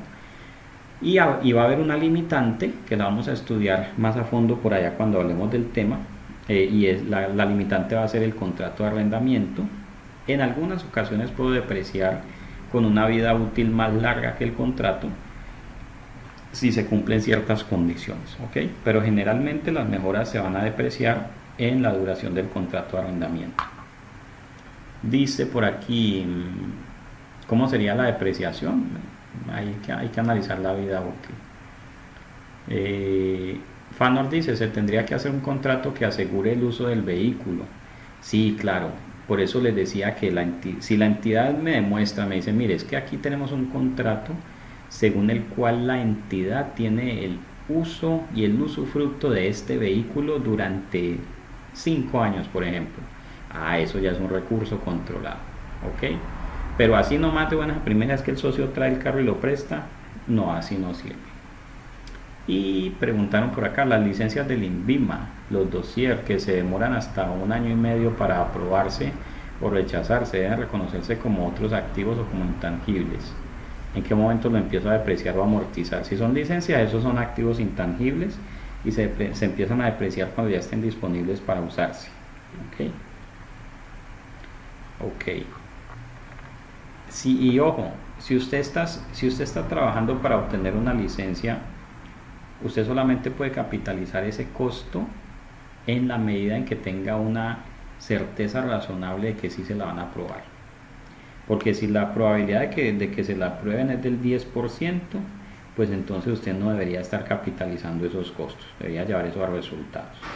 Hay que tener mucho cuidado con eso, porque hay gente que les encanta estar reconociendo todo ese tipo de gastos de investigación y de no sé qué, pero resulta que para eso tengo que tener una certeza razonable. John dice, o sea, desde el inicio lo lleva al gasto. Hay que hacer un análisis, hay que emitir un juicio allí.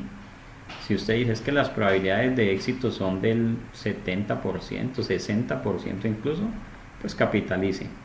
Pero si la entidad dice, pues vamos a meter una plática a esto, a ver si sale, entonces llévelo a resultados de una vez. Ok, perfecto. Bueno, entonces el derecho de propiedad no es esencial, obviamente, la norma lo dice expresamente, pero pues sí es importante y necesario que la entidad pueda demostrar que sí efectivamente se beneficia del activo y que nadie le puede quitar ese beneficio. Bueno, hablemos un poco de los pasivos. Johnny dice, pero para la NIF, más no para fiscal.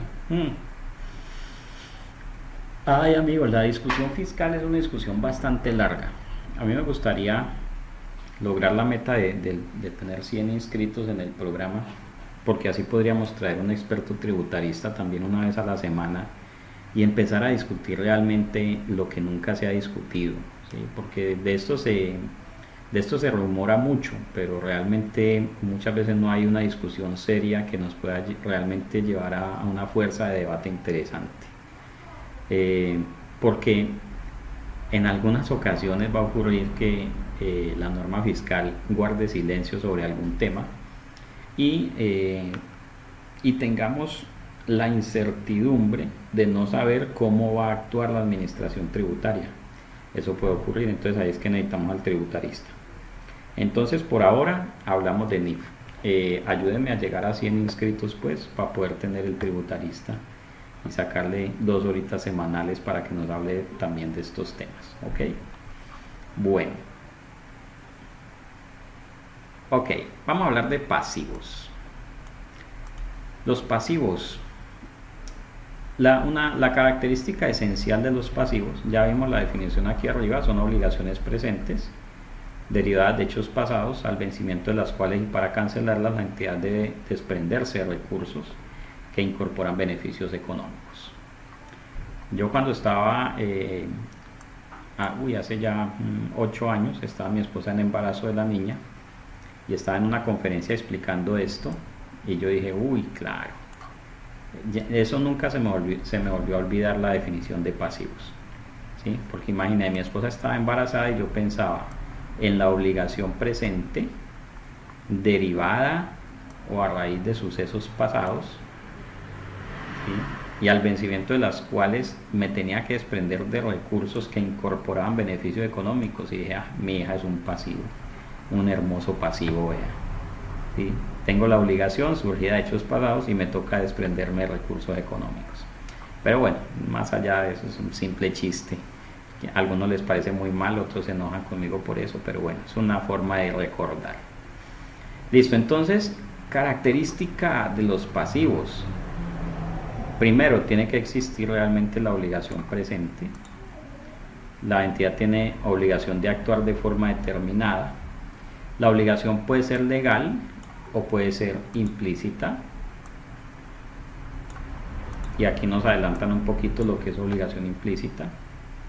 Una obligación legal es exigible legalmente como consecuencia de la ejecución de un contrato vinculante o de una norma legal, mientras que una obligación implícita no necesariamente viene de un contrato. ¿Ok? A Diana le gustó el ejemplo de que la hija es un pasivo. Ahí está. Ok, entonces las obligaciones pueden ser legales. Usted puede decir, es que hice un contrato para tal cosa y ya la contraparte cumplió, ahora a mí me toca pagar. Ahí hay una obligación legal. Pero también hay obligaciones implícitas que surgen cuando, debido a un patrón establecido de comportamiento en el pasado, o debido a políticas de la entidad que son de dominio público, o debido a una declaración actual suficientemente específica, la entidad ha puesto de manifiesto ante terceros que está dispuesta a aceptar cierto tipo de responsabilidades. Un caso muy concreto, entrevistaron al gerente de la compañía, y el gerente de la compañía dijo: me comprometo a que le voy a hacer un parque a los vecinos del sector. Por poner aquí mi empresa les voy a regalar un parque. Eso es una obligación implícita. O sea, la entidad ahí, aunque no tiene obligación legal, ¿sí?, el hecho de haber hecho esa manifestación le genera una obligación implícita. Es decir, la ciudadanía ya espera que la entidad lo haga, y si la entidad no lo hace, pues la entidad va a quedar mal. Eso se vuelve ya una obligación implícita. Un pasivo incierto, en este caso no es un pasivo incierto porque la entidad manda a hacer un presupuesto. De hecho, después, si usted ve al señor gerente en las noticias diciendo eso, usted inmediatamente le tiene que decir: oiga, señor gerente, entonces vaya, pida una cotización de cuánto le cuesta el parque y nos toca hacer un pasivo, una provisión para llevar a cabo ese proyecto, porque es una obligación implícita. Y digamos que es lo que la norma busca, que las entidades, cuando se comprometen con algo, no oculten esas obligaciones, pensando en proteger al inversionista. Imagínese que usted vaya y compre esa empresa y usted no sabía que la empresa se había comprometido a hacer un parque que va a costar 5.000 millones de pesos. Entonces usted compró una empresa que tenía un gran pasivo escondido. ¿Ok? Perfecto. Entonces Claudia nos dice algo que es una realidad. Comúnmente no se da información al área contable de esas afirmaciones. Y mire que aquí, amigos, les voy a dar un consejo. Estos consejos de amigo contador. Este sería el típico consejo que uno le da al amigo en un bar, ¿cierto? Después de tomarse unas cervezas: te voy a dar un consejo. Pero bueno, aquí todos somos muy sanos.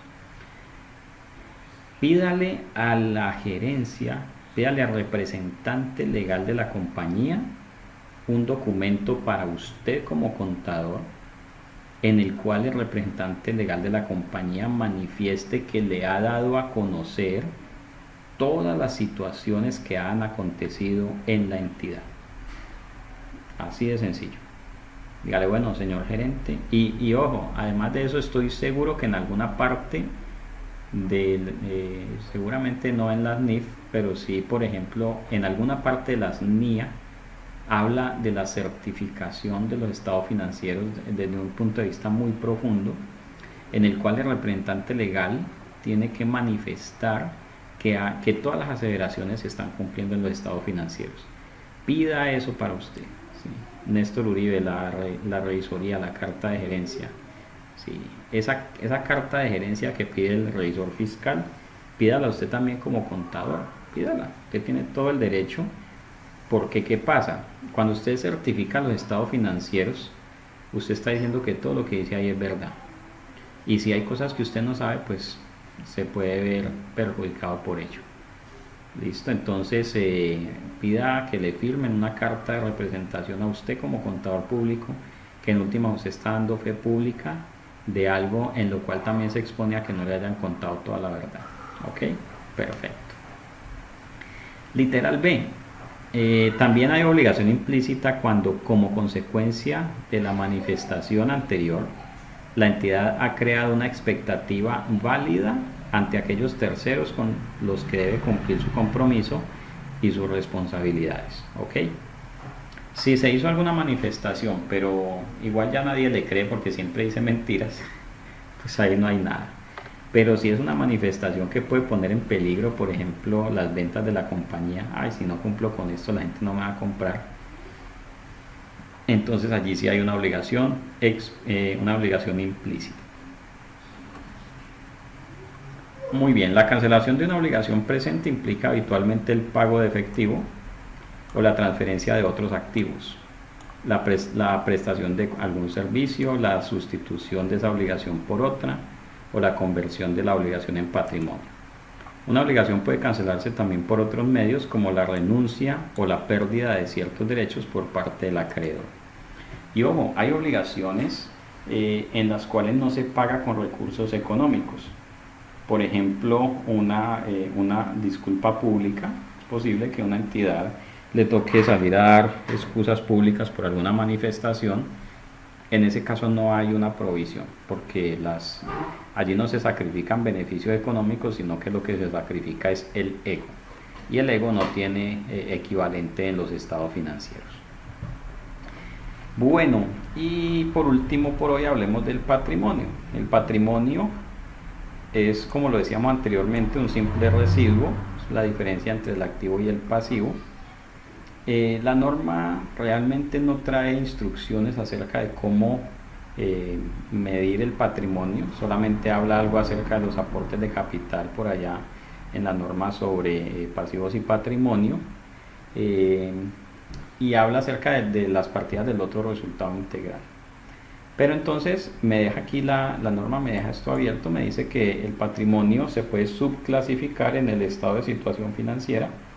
Por ejemplo, en una sociedad por acciones, las subclasificaciones pueden incluir los fondos aportados, las ganancias acumuladas, las partidas del otro resultado integral, como componentes separados del patrimonio. Pero la norma no establece cómo ni cuándo o si los importes pueden transferirse de un componente a otro del patrimonio. O sea, a la norma no le importa que es que traslade las utilidades del ejercicio a utilidades de periodos anteriores. La norma no le importa eso es patrimonio para ella. Póngalo como quiera, dice allí. A la norma no le interesa si usted tiene que hacer o no reservas legales, eso es un problema de cada país y de cada legislación.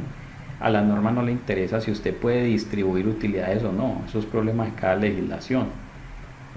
La norma no dice cuánta utilidad se puede distribuir, eso es problema de cada uno, y de eso tendremos que hablar en algún momento. Seguramente cuando hablemos de pasivos y patrimonio vamos a hablar acerca de lo que dice el Código de Comercio respecto a la distribución de utilidades, ¿ok? Pero la norma no se mete para nada con eso. O sea, la norma llega hasta la determinación de los resultados del periodo. De ahí para allá, eso llega al patrimonio y no hay instrucciones específicas sobre el tema. Bueno, hasta aquí las partidas de balance. ¿Preguntas hasta aquí, colegas, compañeros?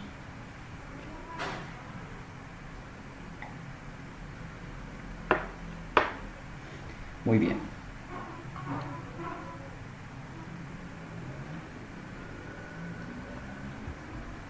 Entonces, gracias.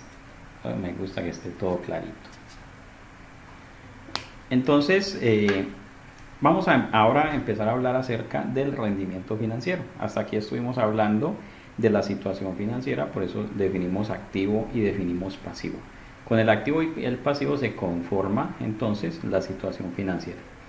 Ahora vamos a empezar a hablar del rendimiento financiero. ¿Qué es eso del rendimiento financiero y cuál es su implicación en los estados financieros? Entonces me dice el párrafo 23. El rendimiento es la relación entre los ingresos y los gastos de una entidad. Profe, ¿y los costos? Pues los costos están aquí. Cuando usted dice gastos, involucra también el costo de la mercancía vendida. ¿Sí? Yo hago la aclaración porque hay veces me dicen, profe, es que en la NIF no existen los costos. Sí, eso sí existe. Cuando se habla del gasto, están incluidos también los costos de la mercancía vendida. Entonces, el rendimiento es la relación entre los ingresos y los gastos. ¿Sí? ¿Cuánto ganamos? ¿Cuánto creció el patrimonio? Y ese crecimiento patrimonial se refleja en un estado de resultados vía comparar los ingresos y los gastos.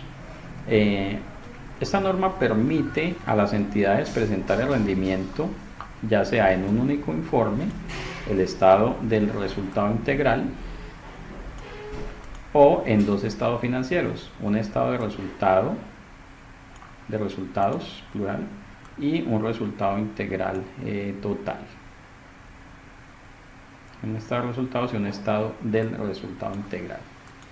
La mayoría de nosotros, casi que el 100%, presentamos un solo informe. Solamente hay algunas entidades que tienen realmente partidas del ORI presentan un estado de resultado integral separado, pero es muy poco común realmente por acá en estas latitudes. Entonces estos son medidas de rendimiento y como la base de otras medidas tales como el retorno de la inversión o las ganancias por acción. Ojo que la norma en cuanto a requerimientos sobre estados financieros, y eso lo vamos a ver en las secciones, sección 3 hasta la sección 8. Mire esta pregunta que hace Ruth, muy interesante. Me dice, profe, ¿estaría bien titular el informe como estado de resultado? Bueno, el informe, el nombre oficial del informe es estado del resultado integral. Ese es el nombre oficial. Y ese es el nombre con el cual una persona en cualquier parte del mundo esperaría que nombremos el estado, el informe de resultados. Estado del resultado integral. Si nosotros le ponemos estado de resultados, digamos, va a ser un poco extraño para algunas personas, sobre todo fuera de Colombia. Entonces, tampoco es que esté prohibido. La norma no me prohíbe que yo llame a los estados financieros de otra forma, pero entonces tengo que entrar a dar explicaciones de por qué lo llamo así. Entonces lo mejor es alinearse con el idioma internacional y llamémoslo estado del resultado integral. ¿Ok? Bien. El resultado integral total son medidas de rendimiento. Y entonces llegamos a las definiciones de ingresos y gastos. Vamos a mencionarlas y ya profundizamos sobre ellas en la próxima sesión. Los ingresos. ¿Qué serán los ingresos? Entonces no es otra cosa que incrementos en beneficios económicos producidos a lo largo del periodo sobre el que se informa, en forma de entradas o incrementos del valor de los activos o decrementos de los pasivos, y yo aquí le pondría entre paréntesis o ambas, o una mezcla de ambas, que dan como resultado aumentos del patrimonio. Mire que esto, a la hora de clasificar una partida como ingreso, es muy importante poder probar que esa partida es capaz de generar un impacto en el patrimonio. Y además, los ingresos no están o no pueden estar relacionados con las aportaciones de los propietarios. Entonces, sobre esto les voy a pedir que analicen si todas las partidas que usted lleva como ingreso realmente generan incrementos en el patrimonio. ¿Sí? Tendremos que discutir sobre eso y les voy a traer unos casos bien especiales en la próxima sesión. Y el literal B me dice, los gastos son decrementos de beneficios económicos producidos a lo largo del periodo sobre el que se informa, en forma de salidas o disminuciones del valor de los activos, o bien por la generación o aumento de los pasivos, que dan como resultado decrementos en el patrimonio. Los gastos tienen este efecto, disminuyen el patrimonio, y son distintos a los relacionados con las distribuciones realizadas a los propietarios. Bueno, entonces, si quiere tome nota de esos dos párrafos y medite un poquito en ellos. Por lo pronto los voy a dejar con lo siguiente. Aquí en la parte final de los gastos, dice que los gastos son las partidas que cumplen con todo esto, distinto de los relacionados con las distribuciones realizadas a los propietarios.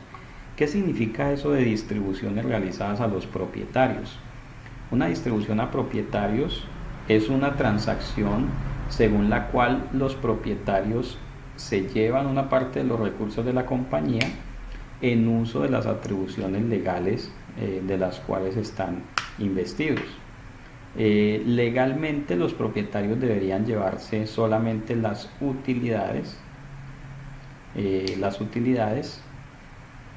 una vez deducidas los impuestos, y eso lo establece así el Código de Comercio. Entonces vienen ejemplos muy interesantes. Por ejemplo, ¿qué pasa si un socio dice me voy a llevar un cheque, voy a ir a cambiar un cheque de 100 millones de pesos porque me voy para Francia a celebrar el aniversario con mi esposa? Entonces la pregunta que nos tenemos que hacer es si esos 100 millones de pesos que se van a gastar, que efectivamente van a hacer una disminución de recursos, se pueden contabilizar como gastos. De hecho, tenemos que discutir si se pueden contabilizar como cuenta por cobrar al socio, ¿sí? Entonces, el hecho de que el dinero haya sido solicitado por el socio hace que no pueda contabilizarse como gasto, porque me dice los gastos son distintos de los relacionados con las distribuciones realizadas a los propietarios. Además, pensemos en lo siguiente, pensemos en la lógica de los estados financieros. Si una entidad se dedica a comprar y vender tomates, compra y vende tomates, compra tomates en las fincas y los vende en las plazas de mercado, pues se supone que las partidas para llevar a cabo, para ejecutar esa operación, pues van a ser el costo de los tomates, el transporte, lo que se le paga al que carga y descarga, no sé, y las cajas de madera si es que se gastan allí. Pero si en los estados financieros del vendedor de tomates aparece un gasto de 100 millones de pesos por un viaje a Francia, entonces uno se pregunta, ¿qué tiene que ver un viaje a Francia con el negocio de vender tomates? No, lo que pasa es que me puse una cita con un cultivador de tomates en Francia. Eso no tiene sentido. Y además, esta última reflexión, si el gerente no fuera el mismo dueño, sino que el gerente de esa empresa que comercializa tomates fuera Juan David Maya, ¿será que es más? Si ustedes fueran los dueños de la comercializadora de tomates y Juan David Maya fuera el gerente, ¿ustedes aceptarían que yo les muestre un estado de resultados donde hay un gasto de 100 millones porque me fui para Francia? Ay, señores dueños, señores socios, lo que pasa es que me fui para Francia a conseguir mejores tomates. Miren, no tiene presentación. Entonces es muy típico que en las empresas que son manejadas por el propio dueño, por los socios, ocurran este tipo de situaciones, y entonces empiezan a abusar de la figura del gasto, bien, cuando en realidad hay muchas partidas que corresponden a esa distribución de utilidades. Y ojo con esta última idea que les dejo. En ese caso él sacó los 100 millones para irse para Francia porque es el socio y además es gerente. Pero si usted como contador se quisiera ir para Francia, a usted no le darían esos 100 millones, creo yo, ¿sí? Bueno, tal vez a John Belandi así, que tiene esos socios pero charlados. Pero de resto, nada. Entonces, ese tipo de desproporciones nos tienen que poner a pensar muy bien qué es lo que estamos firmando. Porque cuando usted firma un estado financiero, usted dice que eso está bueno. Entonces muchas veces usted se ve firmando estados financieros en los cuales ha incluido gastos que realmente no son gastos, son distribución de utilidades, y eso tiene otras complejidades. Bueno, amigos, vamos a dejar hasta aquí. Ya después seguimos hablando de este tema interesante. Medítenlo, si tienen preguntas prepárenlas y nos vemos entonces la próxima semana. Que Dios les bendiga y muchas gracias por conectarse.